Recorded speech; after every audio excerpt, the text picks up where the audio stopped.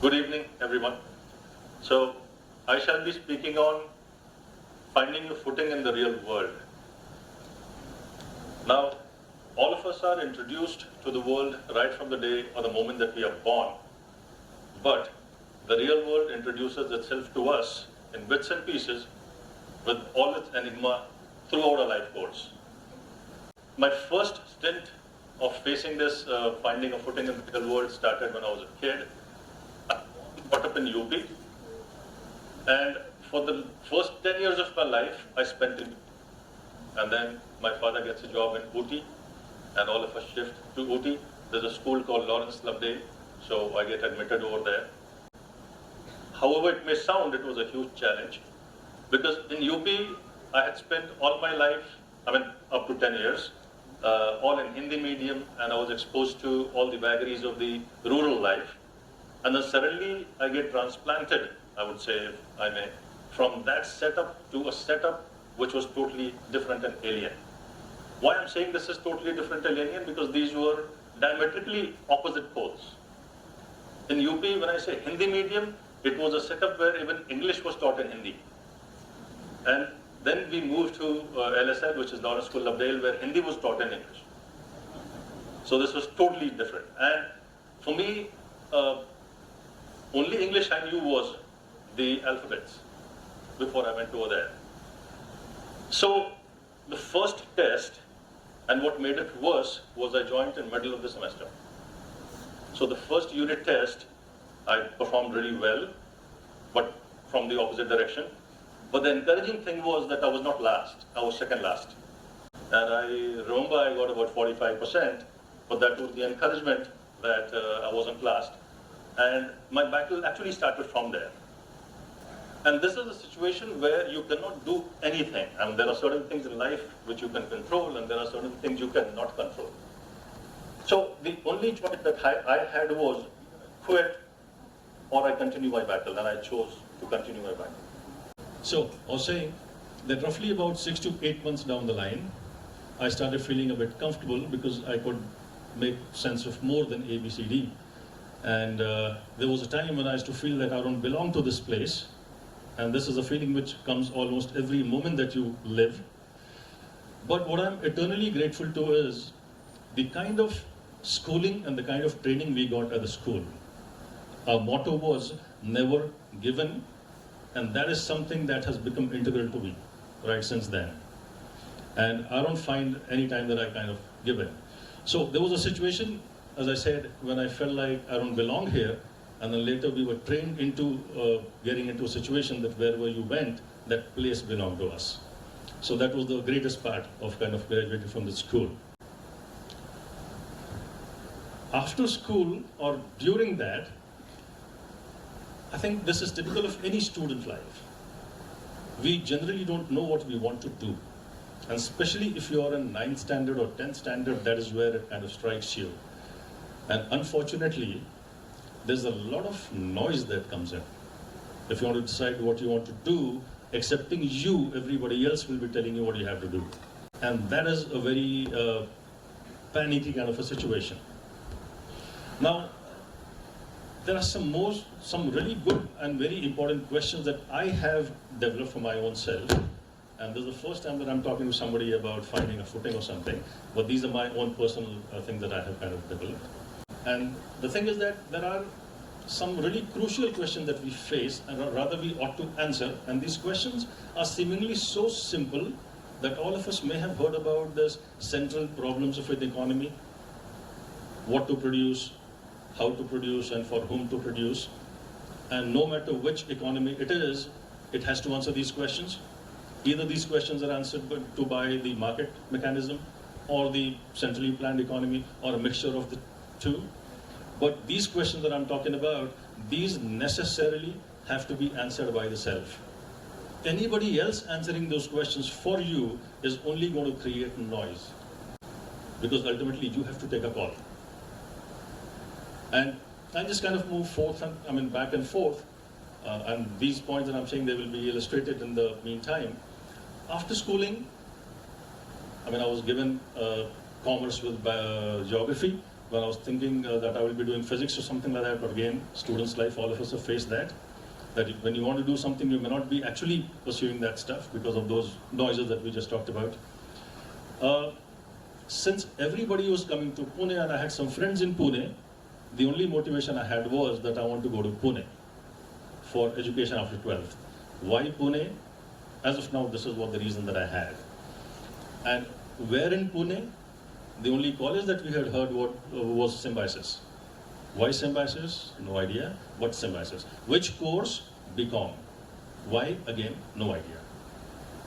Now, first year down the line in BCom, when you start questioning yourself, why am I doing this? I'm happy that was the beginning of the questions that I'm talking about. So why am I doing this? I'm like, I don't know why I'm doing that. And then, is it something that I want to pursue? And when you start thinking these things, that you might kind of discover certain things that, well, this is not my orientation, or it is my orientation. What I found out was pursuing commerce was not my orientation. This was in the middle of second year, in a 3-year course. Now the question is, can I leave it? Definitely not. At least get a degree, where will you go? Or you waste 1.5 years.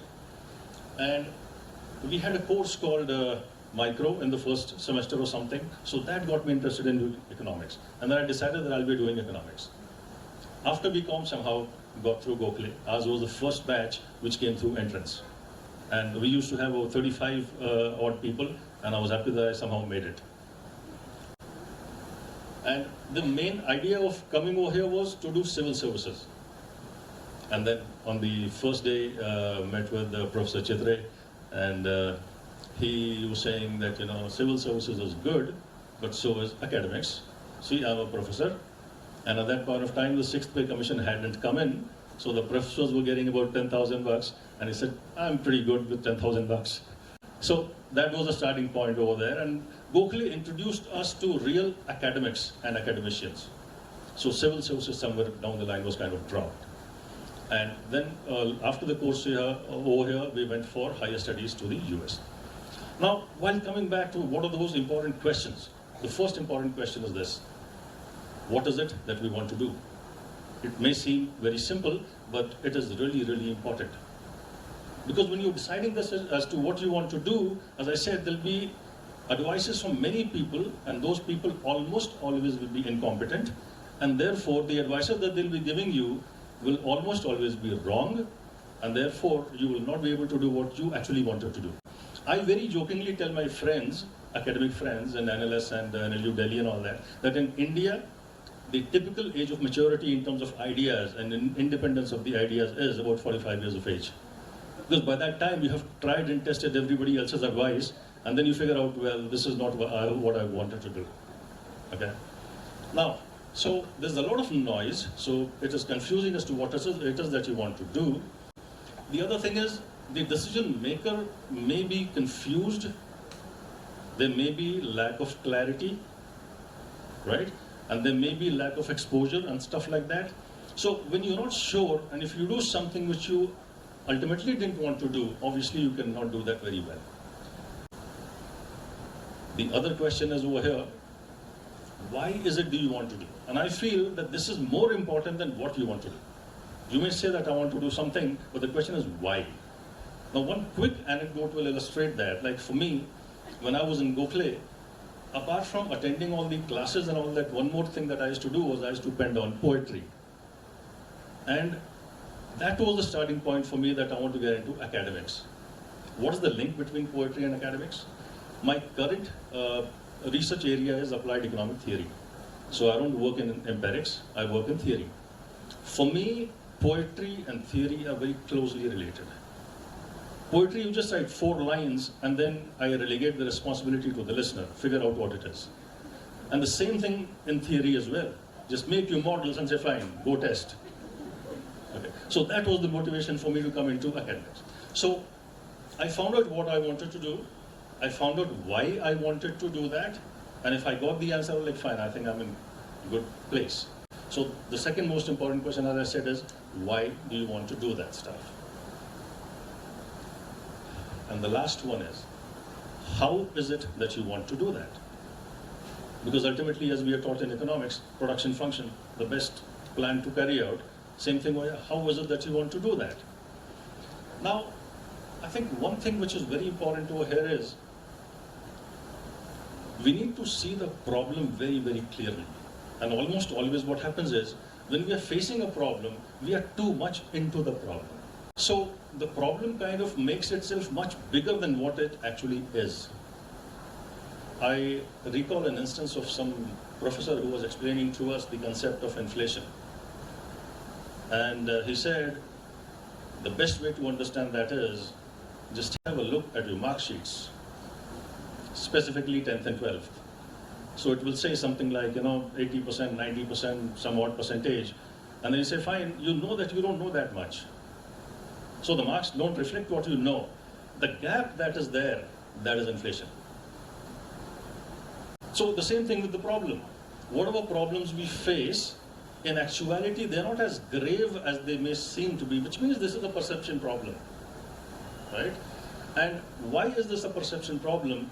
Because we are, I think, freaked out some way, either because of the noise that we just talked about, or somehow we are thinking about the consequences as to what is going to happen and stuff like that.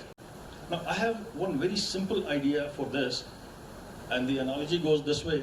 If I want to take a clear picture of some object of my choice, I necessarily have to keep the camera at an optimal distance.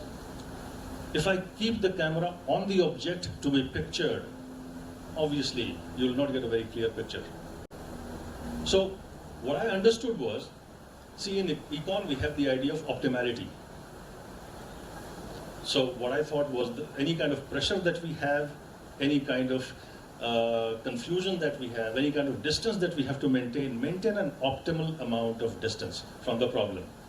Now when you look at it impersonally, then you will be able to get a very clear picture as to what this is the problem. And once we know what exactly is the problem, then I think you can do better in kind of solving it. So which means we need to maintain an optimal distance, which I think almost all of us fail on a daily basis.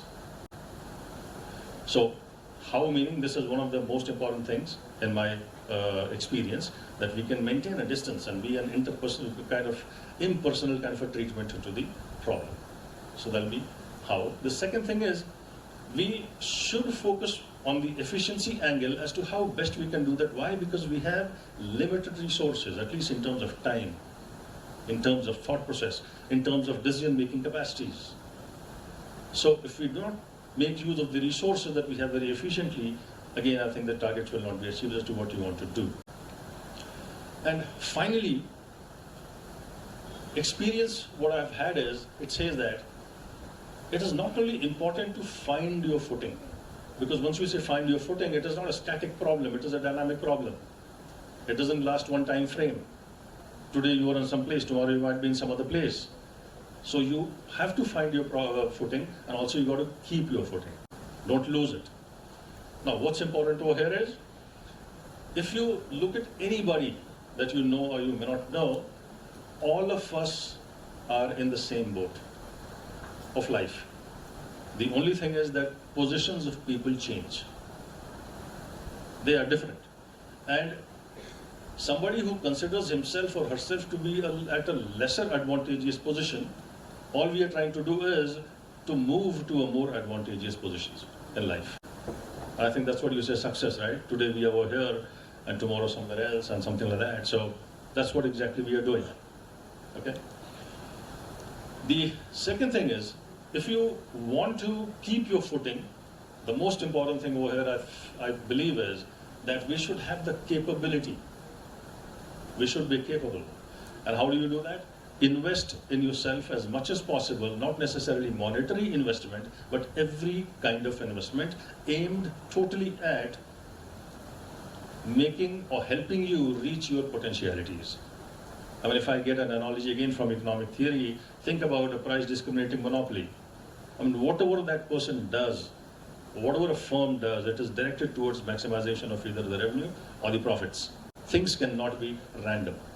So invest in yourself and try to be the best possible versions that we can possibly be. The last point that I have over here is that there are so many things happening in the world. The best that we can do is at least not be against our own selves. So, never give up on ourselves. And the last part that I have over here is, which I got from my school, which says that never give in general.